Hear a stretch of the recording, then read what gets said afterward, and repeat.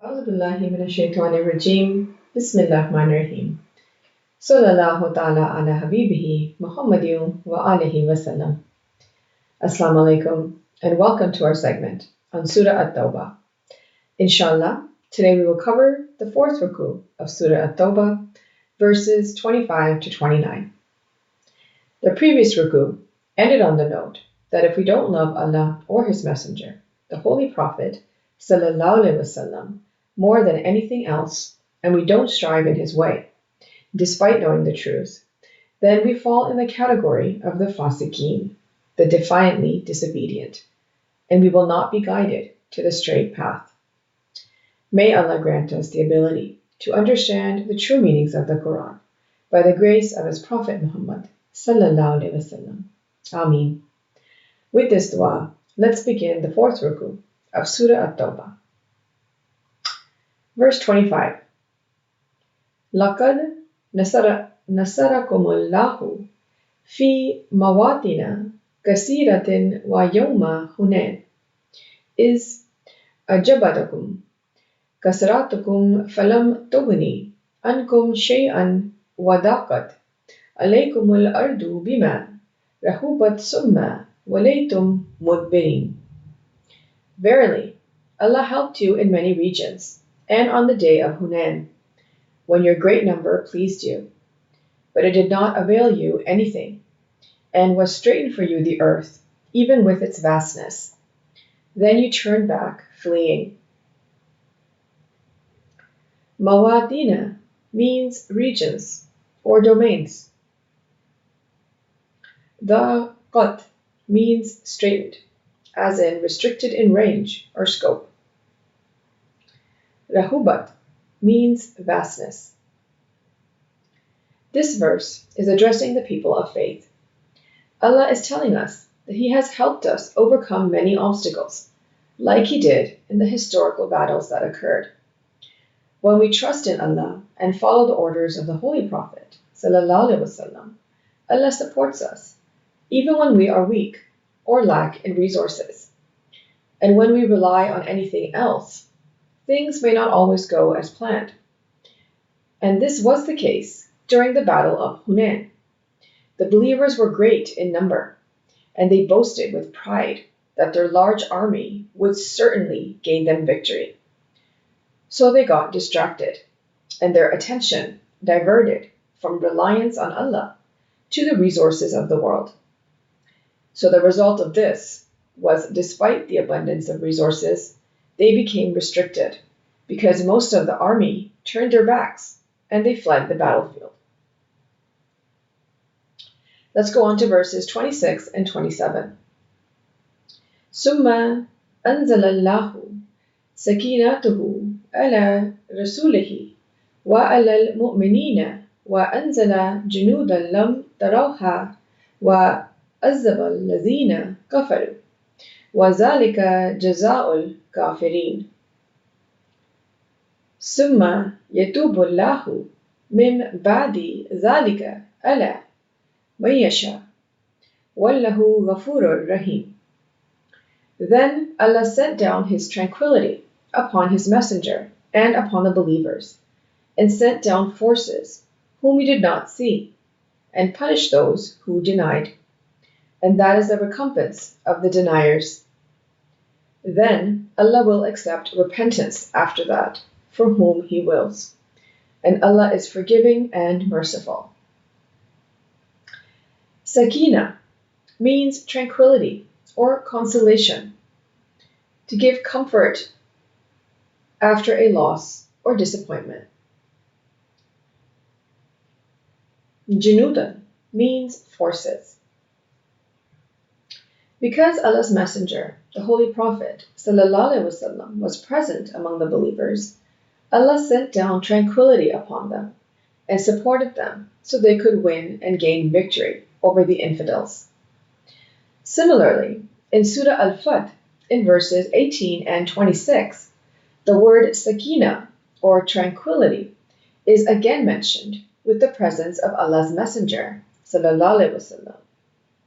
We can understand from these verses that it is necessary for the Holy Prophet ﷺ to be amongst us, which means that we must be connected with Him while we seek forgiveness, in order for us to obtain sakina, or tranquility, and get saved from Allah's punishment.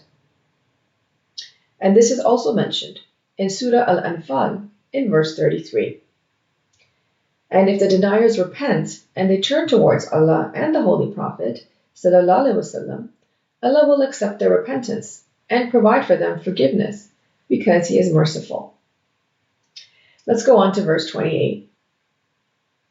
Ya ayyuhallazina amanu innamal mushrikuna najasun fala yakrabul masjidal harama ba'da amihim hadha wa in khiftum ilatan fasawfa yughnikumullahu min fadlihi insha inna Allaha alimun hakim. O you who believe, indeed the mushrikeen are unclean, so let them not approach al-Masjid al-Haram after this, their year. And if you fear poverty, Allah will enrich you from His bounty if He wills. Indeed, Allah is knowing and wise. Najasun means unclean, as in impure or filthy. Ailatu means poverty or economic downturn. This verse is addressing the believers. It states that those who are mushrikeen are impure, and one cannot enter al-Masjid al-Haram in an impure state. Impurity can be of two types: that which is external and can be perceived visually, as in having dirty clothes or dirty hands, and the other is internal, as in having impure thoughts or impure intentions. If one fears loss due to their severance of ties with the mushrikeen, then Allah is reassuring them that if they have trust in Allah, He will enrich them with His grace and mercy. And anyone can change their current state if they will. Allah knows what's inside their hearts. Let's go on to verse 29. قاتلوا الذين لا يؤمنون بالله ولا باليوم الآخر ولا يحرمون ما حرم الله ورسوله ولا يدينون دين الحق من الذين أوتوا الكتاب حتى يؤتوا الجزية عن يد وهم صاغرون.